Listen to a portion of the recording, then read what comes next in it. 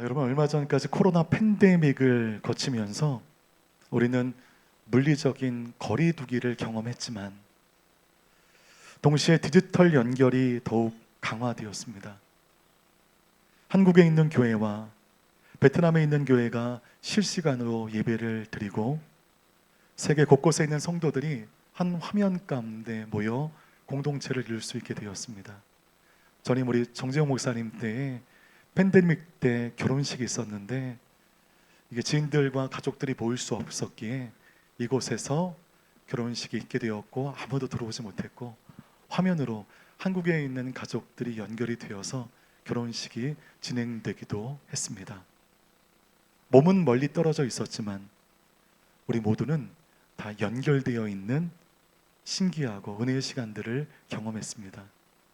오늘 본문이 바로 그 역설적인 진리를 말해주고 있습니다. 여호수아 22장은 요단 동편 지파, 두 지파 반이죠. 르우벤 지파, 갓 지파, 므낫세 반 지파.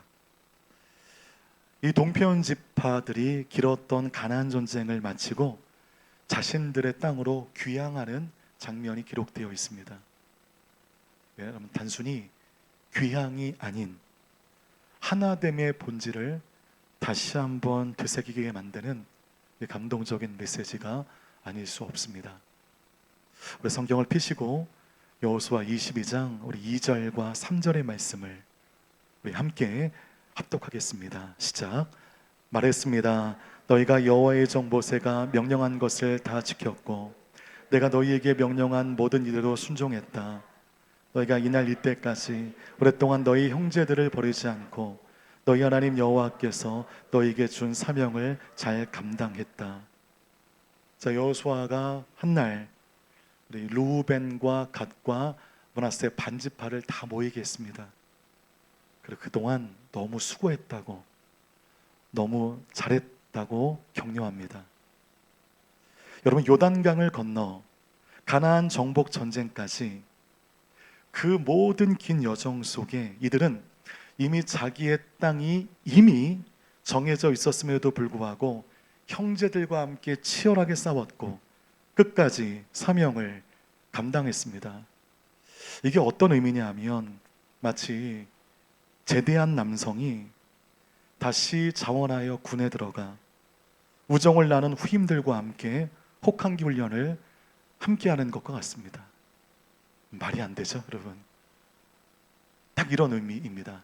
지도 이미지를 보시면 이 지도가 12지파의 땅 분배의 지도인데 오른쪽에 그 칼라로 되어 있는 이 부분, 르우벤, 갓, 므낫세 반지파가 얻은 이 땅은 본격적인 가나안 정복이 시작되기 전에 이미 받은 것입니다.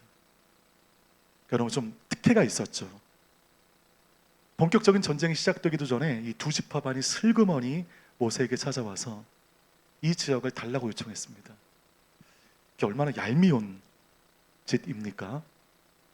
다 이 땅 갖고 싶은데 우리 안에 목축업을 하는 사람들이 많으니 이 땅을 먼저 우리에게 배정해 달라. 모세가 괘씸했지만 하나의 약속을 하게 됩니다. 너희들 만약에 이 땅 분배를 해주면 요단 서편에 정복 전쟁을 할 때 뒷짐지고 있으면 안 된다. 너희들이 선봉에 서서 피 흘리며 싸워야 된다. 그럴 수 있겠냐? 그렇게 하겠다. 약속을 하고 이미 땅 분배를 완료했습니다. 여러분, 화장실 들어갈 때 마음과 나올 때 마음이 다르잖아요. 갈 곳이 명확합니다. 좋은 땅을 받았습니다. 그런데 누가 치열하게 선봉에 서서 피 흘리며 싸울 수 있겠습니까? 그런데 이 두 지파반이 선봉에 서서 헌신했다는 것입니다. 대단한 헌신이 아닐 수 없어요. 자기 땅보다 형제의 전쟁을 먼저 여길 줄 알았던 이들의 순종은 공동체의 좋은 모델이 되었습니다. 이렇게 요단 동편 지파들은 먼저 비옥한 땅을 분배받은 그 은혜를 행동으로 갚았습니다.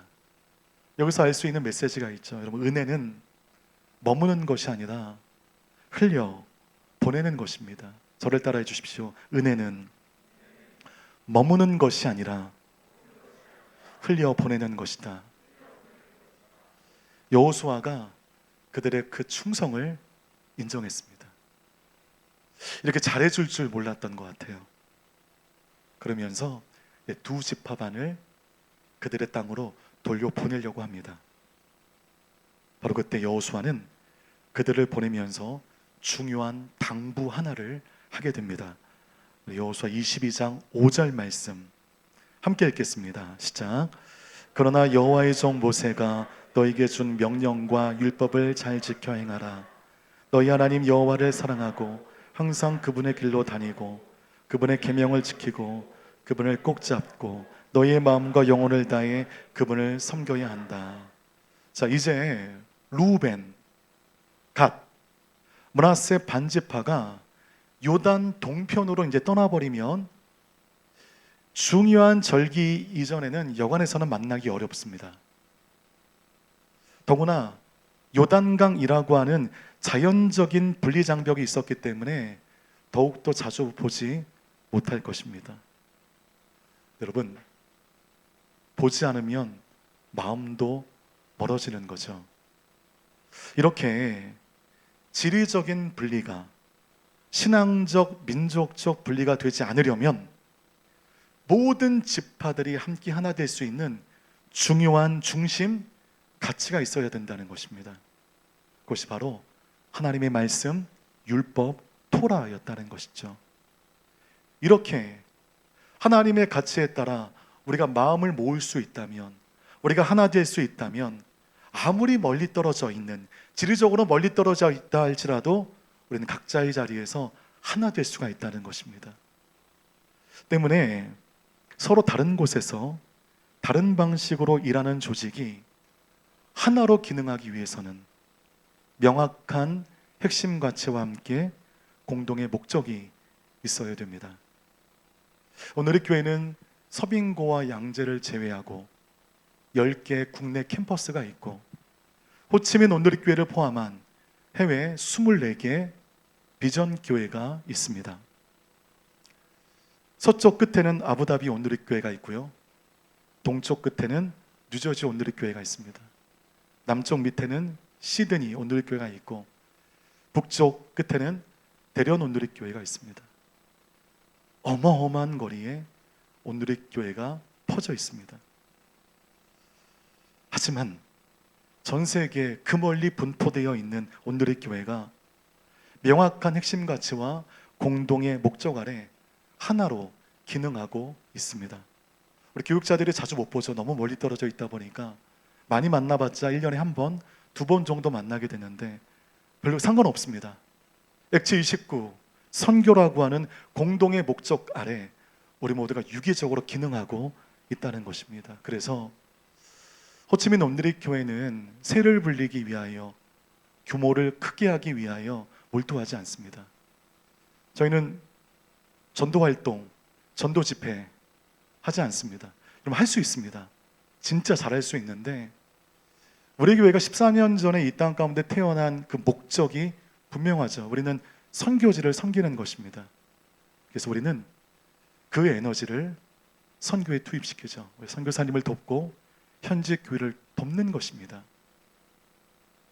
근데 신기한 것은 이렇게 교회적인 부르심 가운데 몰두하며 나아가니 하나님께서 전도활동 열심히 하지 않아도 귀한 하나님의 사람들을 한 분 한 분 보내주셨습니다. 이 자리에 앉아 계신 여러분들이 그분들 아니겠습니까? 지금 다 당황하고 있습니다. 나는 아닙니다. 그냥 요셉에 좀 당황하고 계신데 하나님께서 보내주시는 분들이 여러분들이라고 저는 믿습니다. 이렇게 훈훈하게 아름답게 루벤, 갓, 므낫세 반지파가 그들의 땅인 요단 동편으로 축복과 박수를 받으며 돌아가게 되었습니다. 돌아간 직후에 큰 사건이 터지게 되는데 성경을 펴시고 10절 말씀 우리 함께 읽겠습니다. 시작. 로벤 자손과 갓 자손과 므낫세 반지파는 가나안 땅 요단강 경계에 이르러 요단강가에 제단을 쌓았는데 눈에 띄게 큰 제단이었습니다. 사실 10절은 아무런 문제가 없어요. 여러분, 아브라함도 가는 곳마다 제단을 쌓고 여호와 하나님께 예배드리지 않았습니까? 요단 동편으로 돌아간 이 두 지파 반이 요단강 경계에 눈에 띄게 큰 제단을 쌓았습니다. 전혀 문제가 되지 않을 겁니다. 박수 받을 겁니다. 야, 역시 돌아와서 먼저 하나님께 제사를 드리려고 하는구나 라고 생각할 수가 있는데, 요단 서편에 있는 지파들이, 요단 동편의 지파들이 요단강변에 제단을 쌓았다, 그것도 큰 제단을 쌓았다라는 이야기를 심각하게 듣습니다. 어느 정도로 심각했는가? 11절과 12절 말씀 함께 읽겠습니다. 시작.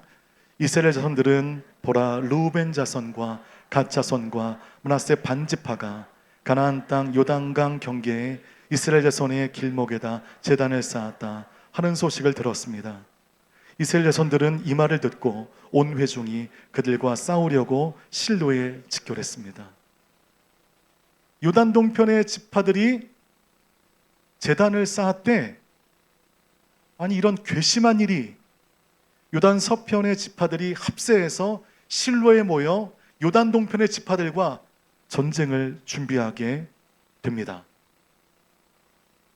오해했습니다. 요단 서편에 있는 지파들이 이 제단을 쌓은 것을 배교와 배신의 시그널로 인식을 한 것입니다. 하지만 실제로는 하나님을 떠난 것이 아니라 오히려 하나님과의 관계를 기억하기 위한 표징이었습니다. 여기서 알 수 있는 우리 인생의 교훈이 하나가 있는데, 여러분, 나의 선한 의도가 타인에게까지 선하게 받아들여지지 않을 때가 있습니다. 그러므로 과정 또한 투명하고 선해야만 나의 선한 의도가 타인에게까지 선하게 흘러갈 수 있는 것입니다. 그런 일 없으세요? 여러분, 선하게, 선한 마음으로 무엇인가를 행동하고 말을 했는데 그것을 통하여 그 상대방이 기분 나빠하고 다투고 분열했던 일들이 있지 않으십니까? 전 목회 여정 가운데 되게 많았어요. 왜 나의 선한 의도를 알아주지 못하지? 아니, 여러분, 과정이 면밀하지 않았기 때문입니다. 여기서 우리는 우리 인간 모두가 빠질 수 있는 하나의 심리적 오류를 발견할 수가 있습니다. 저를 따라해 주십시오. 근본적 귀인 오류. 인간 심리의 가장 보편적 왜곡 중에 하나인데, 우리는 타인의 행동을 볼 때 상황적인 요인보다 성격적으로 그 사람을 무리하게 해석하는 경향이 있습니다. 예를 들면, 여러분이 누군가 약속을 했습니다. 시간 약속을 했어요. 여러분, 내가 늦었습니다. 어떻게 합리화합니까? 교통이 막혔어. 이거 어쩔 수 없는 거야. 난 일찍 나왔어. 근데 오토바이 기들이 너무 많고 너무 트래픽이 걸려서 늦었어. 상황 탓을 하죠. 여러분, 타인이 늦으면 여러분 어떻게 인식합니까? 저 사람은 원래 시간 개념이 없어. 내가 저럴 줄 알았어. 성격 탓으로 인식해 버린다는 것입니다. 이것이 굉장히 큰 실수를 불러올 수 있다는 것이죠. 사무엘상 1장에서 엘리 제사장은 성전에서 눈물을 흘리며 기도하는 한나를 보고 어디 거룩한 성전에서 술 취하여 소리지고 있는가 책망했습니다. 하지만 한나는 깊은 슬픔 속에 하나님께 간절히 기도하는 여인이었죠. 엘리는 그녀의 상황을 보지 못하고 성품을 단정해버렸습니다. 경건하지 못한 여자, 술주정뱅이, 이렇게 단정해버린 것입니다. 마찬가지입니다. 여러분, 그들이 요단강가에 왜 평소보다 큰 제단을 만들었는지 물어보기도 전에 저들은 반역을 꾀하고 있다, 저들은 배반했다 라고 그냥 결론을 내려버립니다. 느닷없이 동족 상잔의 비극이 일어나게 되었습니다.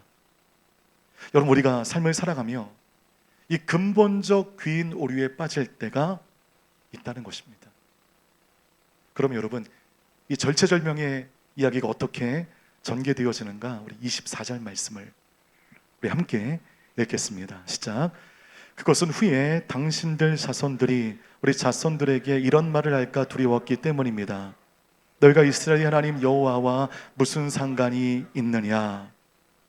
정말 다행히도 전쟁 직전에 이스라엘이 지혜롭게 행동을 하는데 그들은 제사장 비느하스를 포함한 대표단을 요단 동편에 반역을 꾀했다고 생각하는 그들에게 보냈습니다. 자초지종을 듣고 대화가 시작이 되었습니다. 대화를 하여 요단 동편 지파들의 설명을 들어보니 오해가 간단하게 풀렸습니다. 동편 지파들이 말하기를 우리는 분열과 배교의 의미로 이 제단을 쌓은 게 아니었습니다. 우리의 자손들이 훗날 하나님을 잊어버릴까 두려워 우리가 하나님의 백성이라는 증거로 이 제단을 평소보다 크게 세운 것입니다.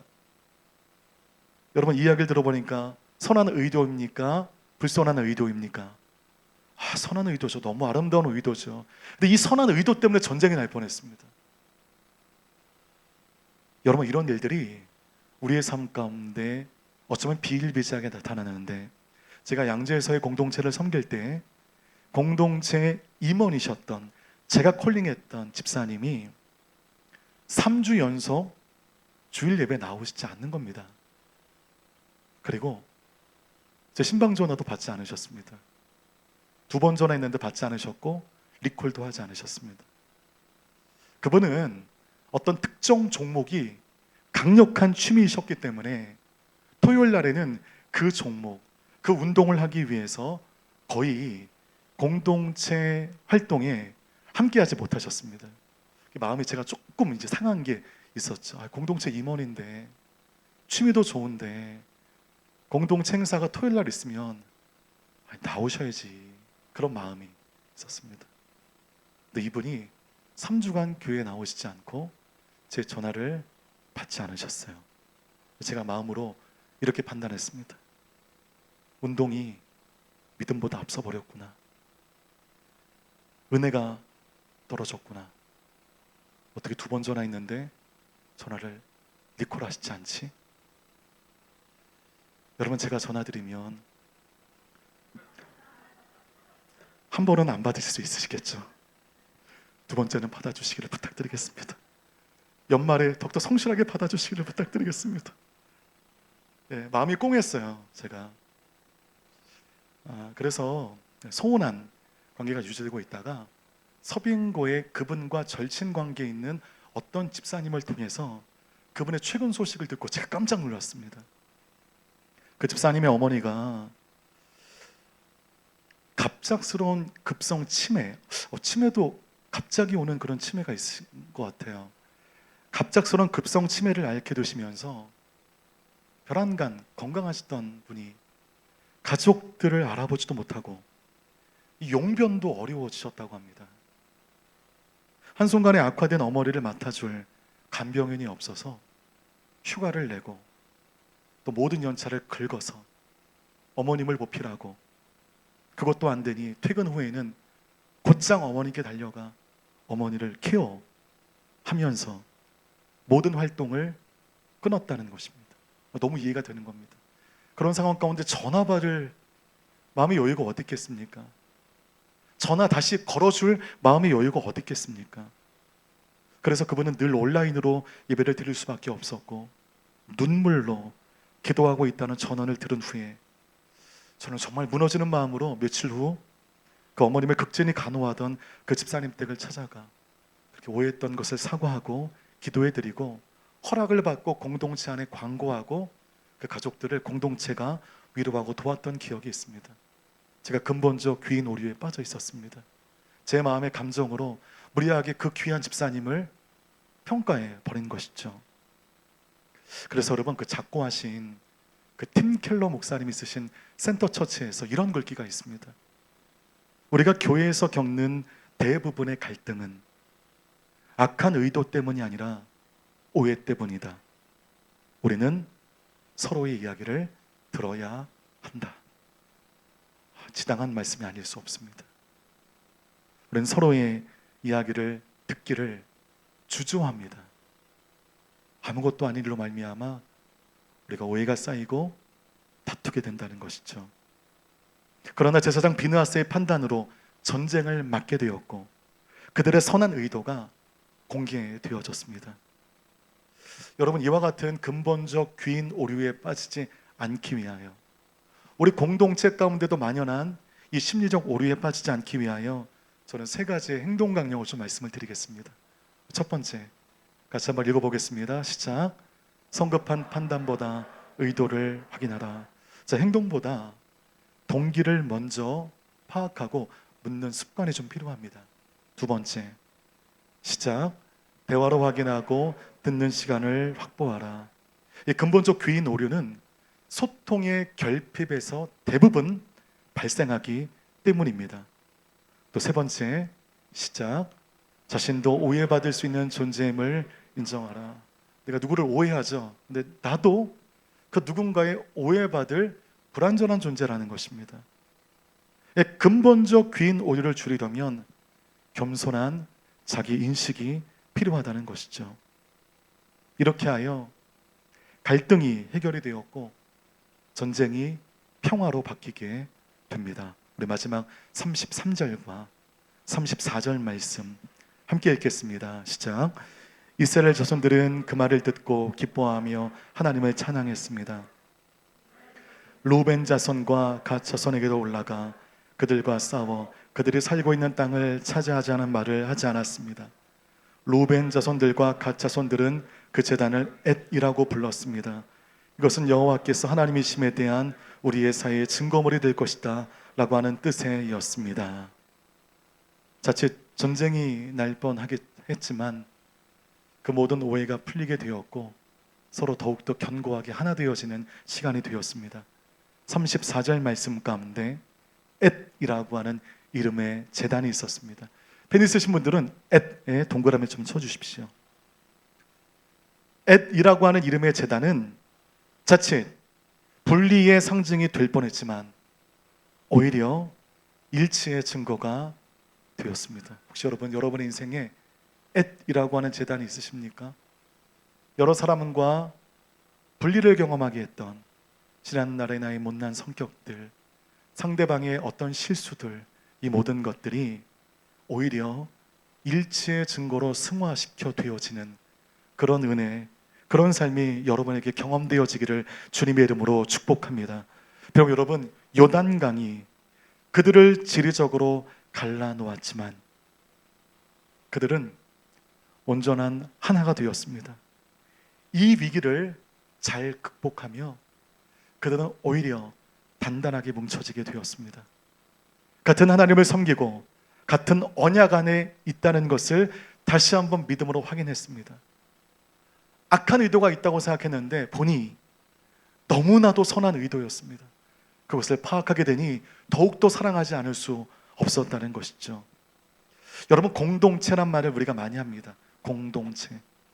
이 공동체는 우리가 같은 장소에 있기 때문에 형성되는 것이 아닙니다. 우리 모두 함께 따를 수 있는 공동의 가치, 그 중심을 향해 있기 때문에 공동체가 형성이 되는 것입니다. 같이 있어도 그 마음으로 하나 될 수 있다면, 하나 될 수 없다면 공동체가 되지 못합니다. 멀리 떨어져 있어도 그 가치 안에 하나 될 수 있다면 우리는 공동체인 것입니다. 여러분, 지금 한국에 계신 분들 가운데 호치민 온누리교회와 같은 공동체를 이루시는 분들이 적지 않습니다. 늘 이것을 추억하고 그리고 있고 행여나와서 빨리 이곳에 올 수 있도록 기도하시는 분들, 그래서 한국에 가면 그냥 자연스럽게 모여지는 사람들, 호치민 온누리교회 같은 목적과 가치 안에 온전한 하나됨을 이루는 사람들, 우리는 지리적으로 멀리 떨어져 있지만 우리는 공동체로 하나 되고 있다는 것입니다. 말씀 마치겠습니다. 성도 여러분, 우리는 모두 저마다 다른 땅에 있습니다. 푸미용 땅, 안푸 땅, 그런 땅의 의미가 아니라 저마다의 형편이 다르고 저마다의 환경이 달라요. 저마다 구성원의 성격이 다릅니다. 여러분이 서 있는 그곳이 바로 여러분의 요단 동편입니다. 이렇게 우리는 저마다 흩어져 있지만 연합되어야 하고 하나 되어야 합니다. 신앙은 어떤 다름으로도 하나 될 수 있다는 것을 보여주는 이 땅에 존재하지 않는 영적인 가치인 것입니다. 여러분, 우리는 개인이 아니라 백성이고요, 단독자가 아니라 공동체입니다. 이런 몸은 다른 곳에 있어도 우리는 같은 몸의 지체들인 줄 믿습니다. 그래서 우리는 모여야 돼요. 순으로 모여야 되고, 다락방으로 모여 보호받으셔야 되고, 울 수 있는 고통의 일, 웃을 수 있는 기쁨의 일, 그 모든 것을 나누며 우리는 떨어져 있는 우리들이지만 함께 하나 되어야 한다는 것입니다. 그래서 여러분, 히브리서의 권면이 너무 귀해요. 모이기를 패하지 말라.